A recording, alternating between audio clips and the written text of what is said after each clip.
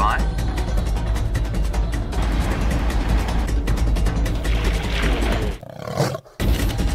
Five, four, three, two, one.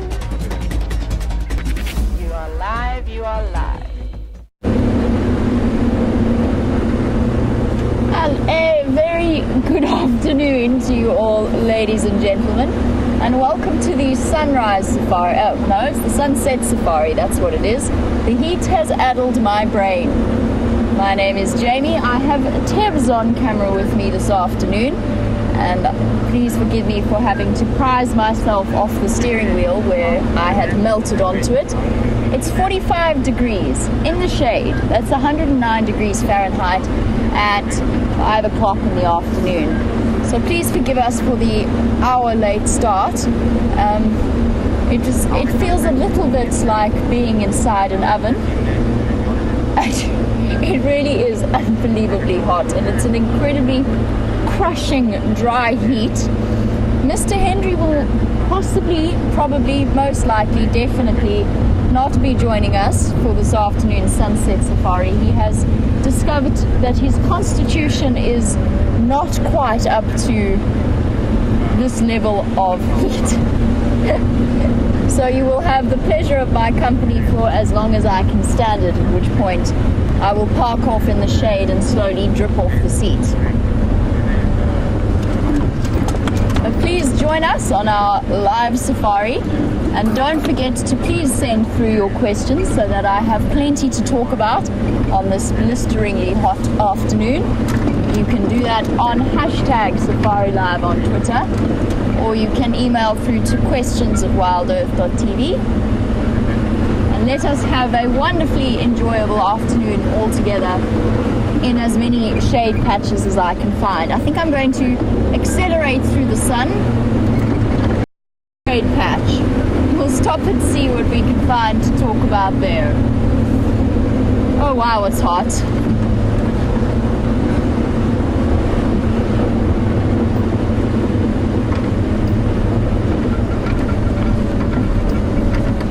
Bob, why didn't we think, actually, FC, why didn't we think of that? Why did we not set up a poolside chat? So Bob suggested that since there's no air conditioning, it might be cooler outside in the shade. I have to be honest, Bob, there is one room that Wild Earth inhabits that has air conditioning. That is Final Control. How is it in there, Final Control? Is it lovely? I know how it is because I spent the last hour in there. It was glorious, but it did mean that I forgot how hot it was outside. It really is really very, very hot. But I think a poolside chat might have been the way forward.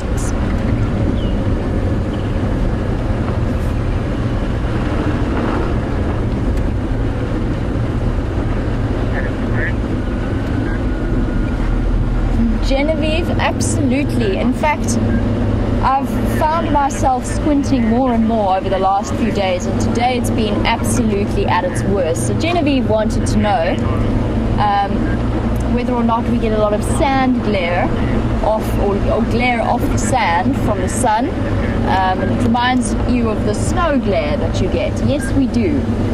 It is phenomenally bright out here.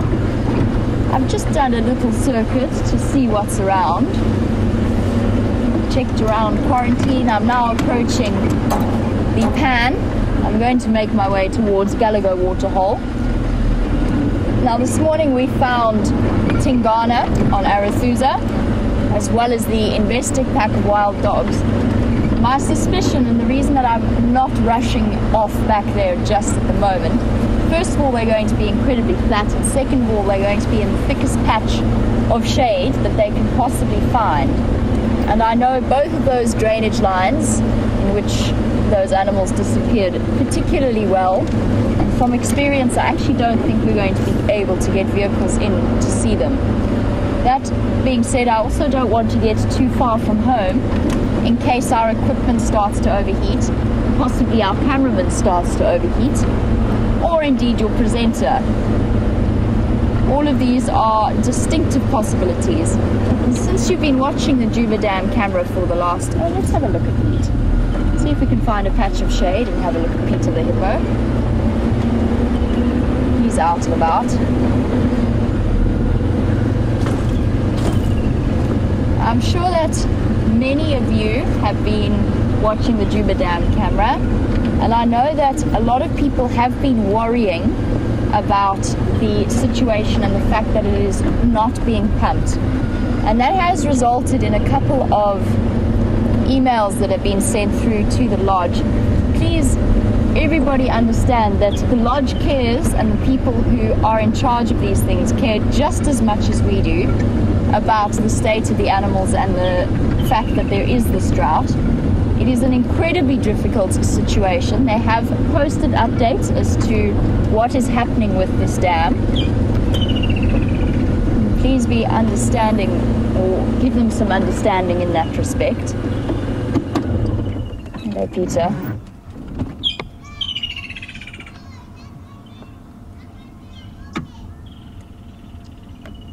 And I think he's decided he's tired of lying in mud. Now, Peter is one of the reasons. We are hoping that with this pan being slightly dry that he will start to move off. He is causing cracks within the pan wall itself, which in turn is creating an incredible wastage of water, which compromises all of the animals out here, not least including himself. So we're hoping that this will encourage him to move to another dam. You can see the oxpecker's having a field day on his back.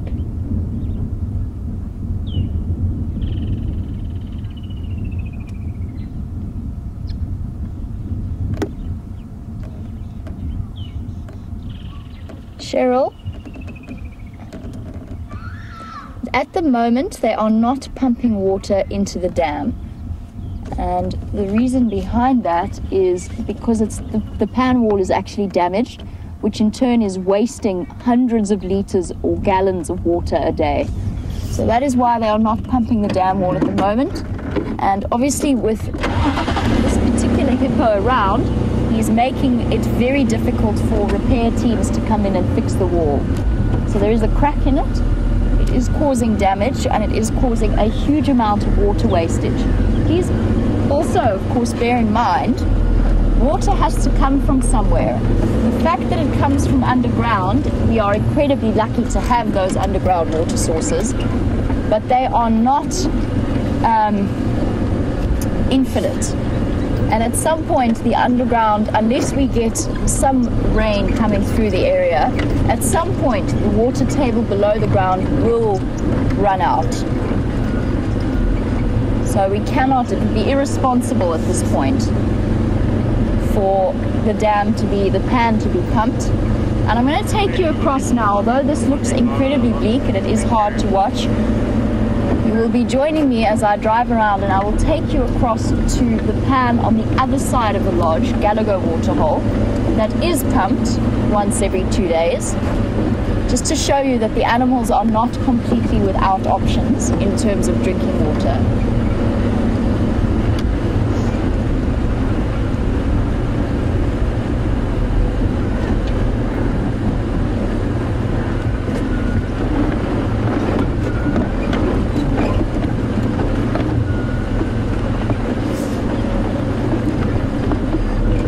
Thank you to all of you, oh my word, brain fried. Thank you to all of you for your incredible understanding and acknowledgement of the fact that we are sending out this drive. If I get to the point at which I feel as though Tebs and myself can no longer function, and it is as much Tebs' decision as it is mine, he is equally involved in this, I will cut the drive short.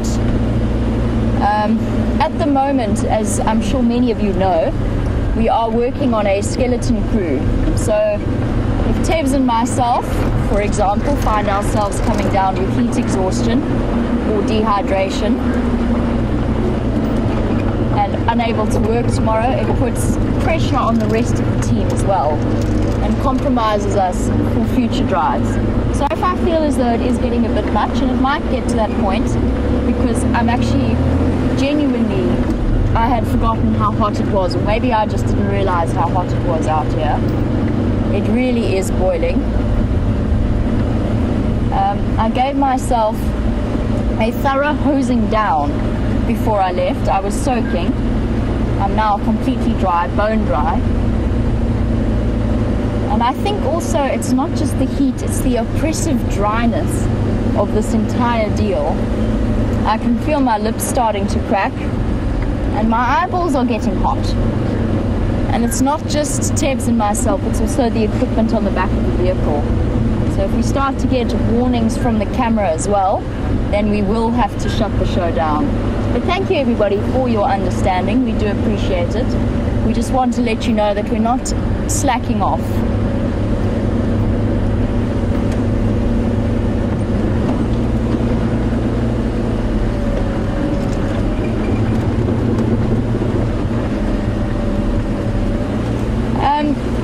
Now Diane, thank you for your message that we're amazing. I don't think we are. Yes, lodges do drives in heat like this with their guests. They generally go out sort of at roughly the same time we've gone out. It will be up to the guests themselves. And some of you watching the Djuma Dam camera may have heard the guests at Vuyatela playing in the swimming pool. I think that they've decided not to go out this afternoon. But the Cheetah Plains guys, I have heard them on the radio. So they have gone out. They operate in a slightly different fashion, but yes, if your guests want to go out, you can advise them against it. You can give them lots of water, but the difference is that you can stop in the shade, let the vehicle cool down, let yourselves cool down, have a bit of a chat, have a nice drink of cold water from the cooler box. Slightly different, and also not carrying very expensive camera equipment on the back and broadcasting equipment. And I must be honest, that also adds to our heat. The machinery at the back does exude heat, as does the vehicle. So at the moment, Tebs and I are wrapped in our own little insulated box, or it certainly feels that way anyway.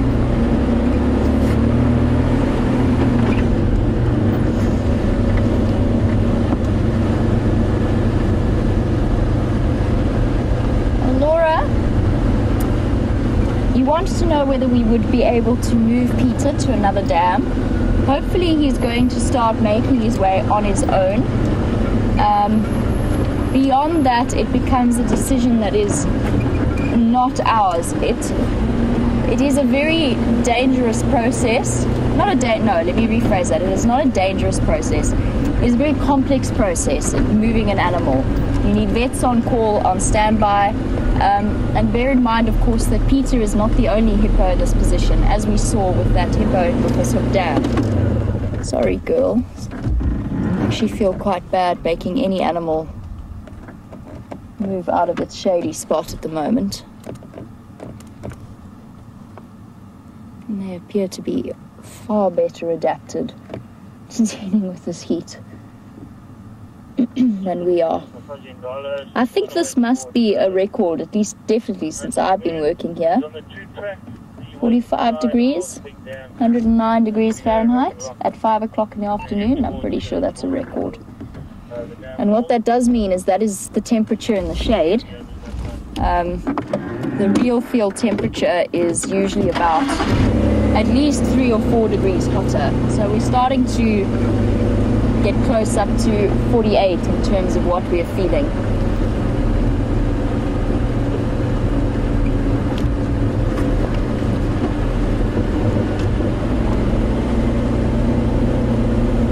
We'll take a trip around to Galago Pan. Let's see what's happening there.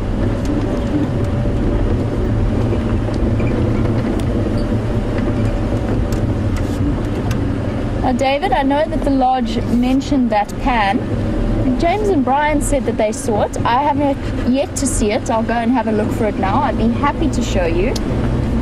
I'm taking you to see the pan that's on the other side of the lodge. You guys are all familiar with it. Karula loves this spot. It's the Galago waterhole.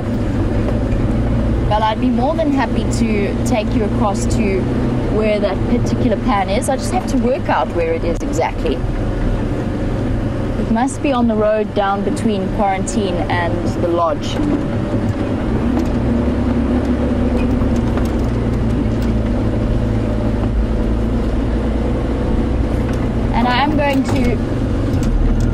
apparently knock the antenna down. That wasn't where I was going with that sentence. I'm going to say I'm going to take regular breaks to continue to drink water.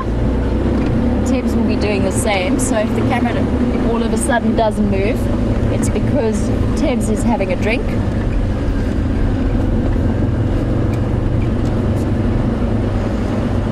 And I'm pretty sure if I put a tea bag in this, we could make tea.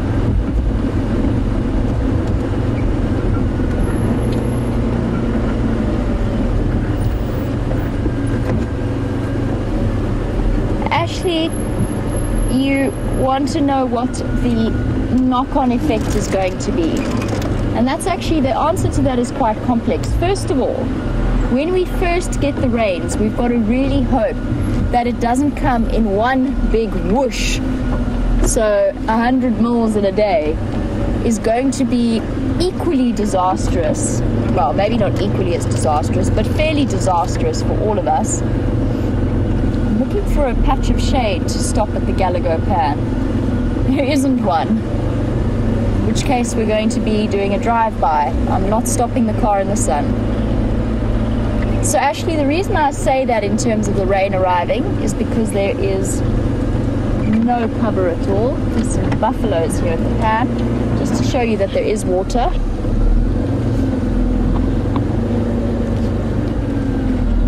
We will not be stopping.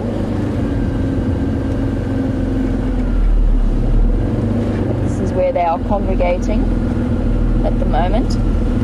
So because a lot of the grass has dried off and the ground has become very hard in places and compacted, what's going to happen is with a big rainfall, it's going to wash a great deal of the topsoil away. It's because there's not enough roots to hold some of that topsoil in place.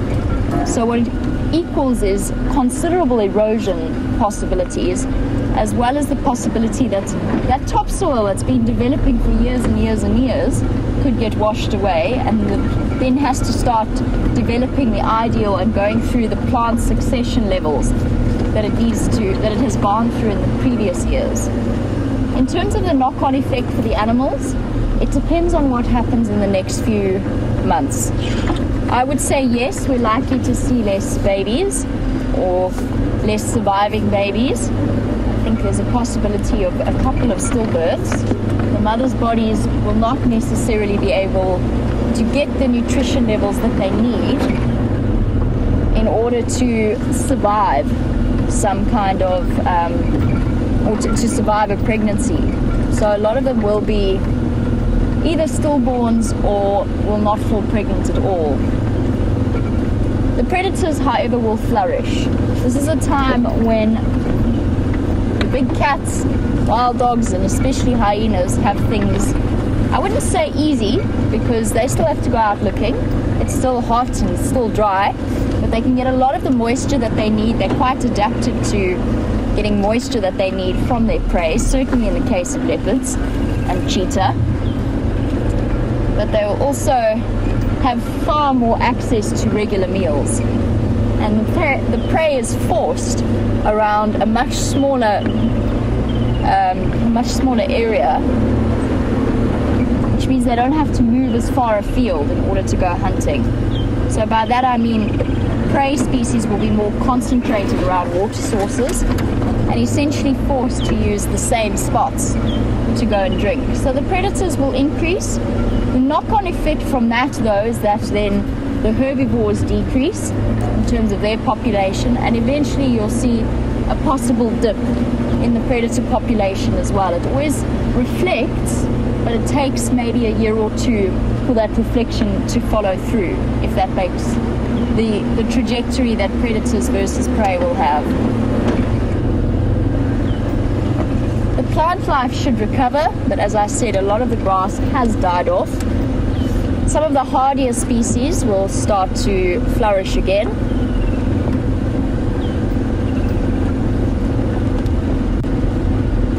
But this ecosystem has survived.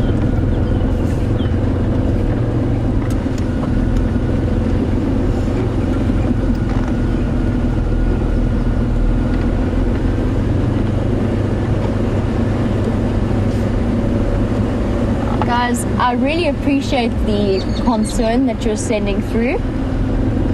Actually, judging what Tibbs is telling me as well as the way that I'm feeling, I know that we are. I think we have reached the end of the possibilities here. We could push ourselves through the drive. I don't think that it's worth it at this point. Tibbs is melting over his camera. I am melting over my steering wheel. So we appreciate the poll that you've got going on. And in fact, I'm going to be the one that calls the end of the drive, and I'm going to do so fairly soon. I don't think it's sensible for either of us, and having been out now, I don't believe that we should push things any further. It's not good for us, and it's not good for the equipment. So I appreciate your concern. I know that I don't feel any pressure from any of you to stay out, and I do appreciate that. And we know that when it comes down to it, we can always count on our very loyal viewers to be as supportive as possible. So FC, I'm going to call the drive, and I'm going to call the drive now, just to communicate that through to Jerry and to Kirsty. And we'll be saying a farewell to all of you. I do appreciate you all sticking with us and giving us your support. I hope that you have a wonderful day. I apologize for the brief drive, but I don't think it's sensible for any of us to carry on like this. But we will catch you tomorrow for the sunrise safari, and join us then. We'll have hours to build the anticipation until we next see each other. So we will relish in those and catch you tomorrow. Have a wonderful day, ladies and gentlemen, and thank you very much for your understanding.